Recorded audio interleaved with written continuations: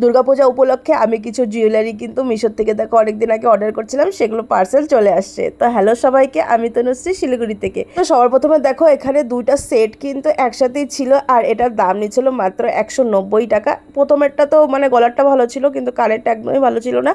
আর এটা কিন্তু দেখো গলারটাও সুন্দর আর কানেরটা খুব সুন্দর, এটা একটু চিক টাইপের। তারপর দেখো এখানে নেক্সট আছে হলো একটা স্টোন বসানো, খুব সুন্দর কাজ করা, কিন্তু একটা স্টোন মানে ছিল না, এর জন্য একটু মনটা খারাপ হয়ে গেছিলো। এখন কি করব, আর এখন পূজা আগে সামনে, মানে এখন ওরা এক্সচেঞ্জ করতে গেলে আমার পূজা পার হয়ে যাবে রিটার্ন আসতে আসতে।